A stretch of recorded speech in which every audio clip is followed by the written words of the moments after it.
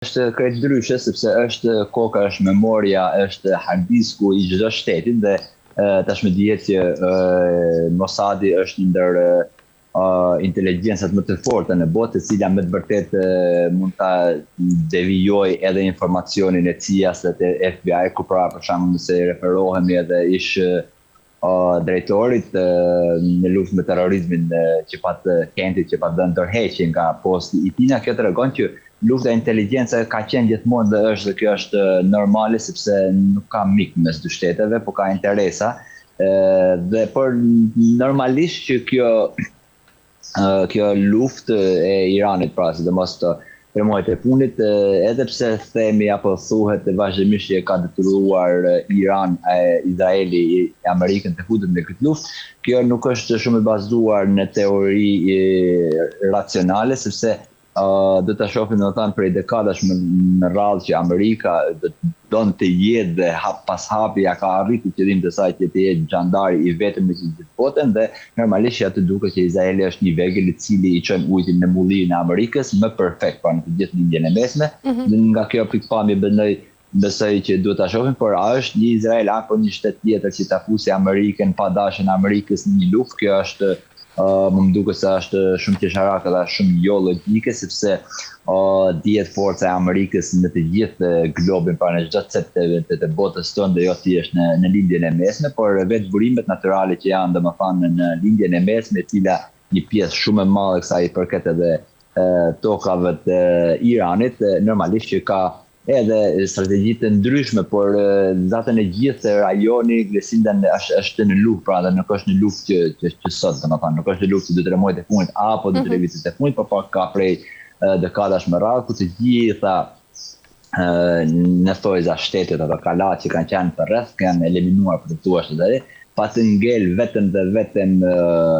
gjiri përsik për ato shtetet që ishin para 3 muajve, deri para 3 muajve parajsa e botës së njerëzimit, pra Dubai, Katari, Abu Dhabi, të tjera, dhe ato tashmë janë rënuar dhe i ka ikë gjithë ajo ëndra e tyre që kishin, që mbledhin të gjithë pasurinë e botës, që ishte qendra e financave dhe paras në botë, edhe ato tash janë eliminuar, dhe kështu që kanë kaluar automatikisht të gjitha nën kontrollin e Izraelit, pra nën mbikëqyrjen e Amerikës. Izraeli është një rol aty i cili për vendin e vet, pra për në vetë nxjerr pretekste shumë të bukura të cilat ja arritet edhe të bindi deri në maksimum, domethënë opinionin ndërkombëtar, edhe pse me gjenocidet në Gaza dhe në Liban tashmë ka humbur shumë mbështetje nga shumë vende të botës. Gjithsesi influenca e tyre në mbar mbledhjen botërore tregojnë që domethënë ato që krijojnë kaos në lindje mesme janë për shembull Hizbullah, Hamas e të tjera që nuk janë asnjë kafshat bukë për Izraelin dhe për Amerikën, por gjithsesi aty përqendrohet dhe Izraeli ja arrin të kontrollojë çdo gjë pra në lindje mes, të gjitha burimet apo nimetet që i ka dhënë natyra lindjes së mesme, ku tashmë dhe me rrëzimin e të gjitha atyre shtetet të tjera përsipër, pra Izraeli me të vërtetë që po hap pas hapi po duket që po shkon drejt një parandorie, e cila ndoshta për dekada më radh nuk do të ketë një forcë që mund të thojë stop Izraelit për kontrollin e mbar lindjes së mesme. E shërcëkur nga ana tjetër, presidenti Trump ka deklaruar, ashtu si e thamë në fillim, se administrata e tij arriti të kufizonte shkallën e sulmeve izraelite, por megjithatë më një herë mbas kësaj kryeministri izraelit Netanyahu urdhëroi devijimin e operacioneve, duke injoruar këtu edhe kërkesat që erdhën nga Shtëpia e Bardhë. Nëse Izraeli vazhdoi me planin e tij të sulmit, çfarë kufizimi sokol arriti të bënte vet Amerika, apo nga ana tjetër ky deklarimi i presidentit Trump është thjesht po i shuaj një përpjekje për të shpëtuar ndoshta edhe fytyrën e diplomacisë amerikane përpara botës? Totalisht e shoh këtë fundit që thatë ju Grisela, dhe nëse i referohemi domethënë sidomos i vitit të fundit, i cili u bë dhe ai pakti i paqes domethënë për Gaza, çfarë bëri domethënë Amerika aty? Në Gaza ende vazhdon gjenocidi, kemi mbi 4.000 të vrarë përsëri, domethënë pas asaj që ulën të gjithë Egjipti, Turqia, vendet arabe ishin pas Trumpit aty, biles edhe Shqipëria sa miliardë euro ka, sa milion euro ka dhënë për këtë paqe. Çfarë u bë kur edhe në mos gaboj me 1 qershor apo me në 30 maj, Benjamin Netanyahu i dha urdhër ushtrisë së saj që ta marrë me 70% të Gazës, cili pra edhe sot ushtria izraelite po përparon në Gazë, përhes pa hap pas hapin në Gazë, të cilat të gjitha këto janë thjesht për të zbukuruar atë fytyrën e diplomacisë amerikane, pra që ne jemi të fortet, ne bëjmë këtë, por në sa duket kjo është një strategji e Amerikës dhe jo e Trumpit, sepse Amerika është shumë më e madhe se sa Trumpi dhe shumë më e madhe se sa Benjamin Netanyahu. Diplomacia nga ana humane, pra për paqe të qëndrueshme, qoftë edhe ajo marrëveshja që Amerika në thojza ka detyruar tashmë edhe Iranin edhe Turqinë dhe gjitha të që jenë në marrëveshjet e Abrahamit, edhe kjo është një plan i cili tjetërson ose problemin jetik, domethënë të lindjes së mesme. Zgjedhjen e saj është shtyr për dekada më vonë, por jo se kemi një zgjedhje, sepse është e pamundur të kemi zgjedhje ku që nga Huthit atje gjithë ka Gadiqulli Arabik e vin deri në Siri, domethënë deri në kufirin me Turqi, se gjithë ajo zona është në luftë, pra është në luftë jo mentale, por në luftë reale, të cilat kemi grupe të ndryshme, formacione të ndryshme, kemi proxy të ndryshme, kemi armë të ndryshme, dhe kjo si do ta prononcoj Amerika për mbar opinionin botëror, pra thotë që ja unë po bërë këtë, çfarë bëre për shembull në lindjen e mesme që ku ka ardhur Trumpi, i cili ka mbaruar 7-8 lufte, se çfarë thotë domethënë Trumpi totalisht prallë janë ata, por çfarë bëre në lindjen e mesme, një paqe të vogël që është bërë në lindjen e mesme, apo një armë pushim ku për shembull kemi armë pushimet mes Libanit dhe Izraelit, asnjë ditë nuk ndaloheja. Po ashtu edhe mes Teheranit, Washingtonit dhe Tel Avivit, ende bombardimet vazhdojnë, biles dini shumë mirë, keni parë shumë mirë si ajo ditën e parë dhe më kanë çfarë bombardimesh janë bërë kundër njëri tjetrit. Pra ajo që thuhet para opinionit duket që është edhe në fakt edhe për spekulacion të bursat në kombëtare, ku dihet se kriptomoneda për shembull ka humbur vlerë deri në 60% të saj, pra ka më shumë se gjysmë për gjysmë, po ashtu edhe Floriri dhe të tjera, të cilat këto shumë ekonomistë dhe strategjisti ekonomisë, to që janë spekulacionet e Trumpit dhe të administratës së tij, të cilin pasuron domethënë një pjesë, një grup mbështetës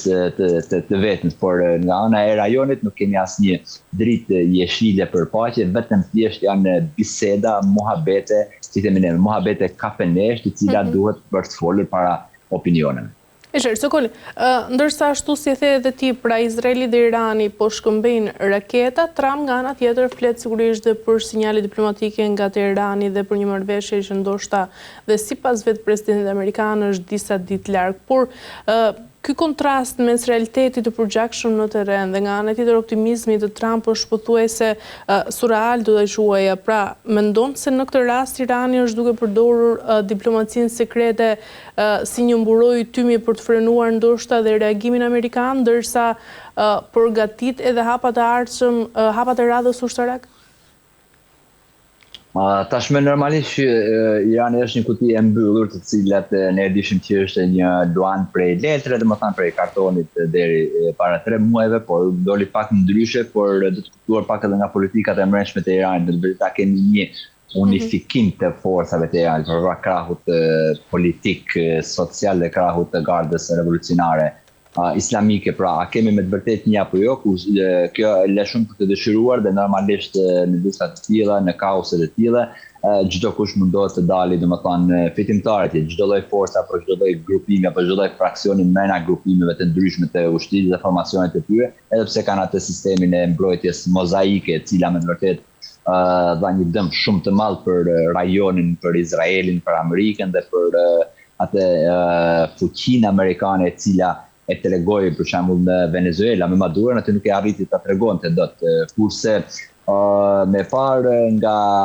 diplomacia e Iranit, me të vërtetë që Irani çdo gjë vazhdimisht dhe ndoshta edhe historikisht e ka që ta shtrijë në kohë, pra ta lej në kohë negociata. Këtë do të thonë këtë ka ndjek Irani dhe duket që ka dhënë një sukses qoftë në kohën e Obamës që bën atë marrëveshjen për nuklearizmin, po ashtu edhe gjatë viteve të fundit apo gjatë muajve të fundit, dhe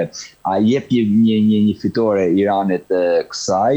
kjo do ta shohim edhe pak ndryshe mendoj unë, sepse Irani është për mbrojtje, pra nuk është për luftim, nuk është pushtues si Amerika dhe si Izraeli, por është për mbrojtje. Dhe deri më tani ka arritur të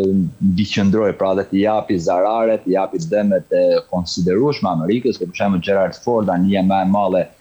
lundruese aeroplan mbajtëse në botë, domethënë edhe pse neve na thuhet që doli një zjarr atje në magazinin në depon e lavatriçeve, kjo është shumë për të dëshiruar sepse është anija më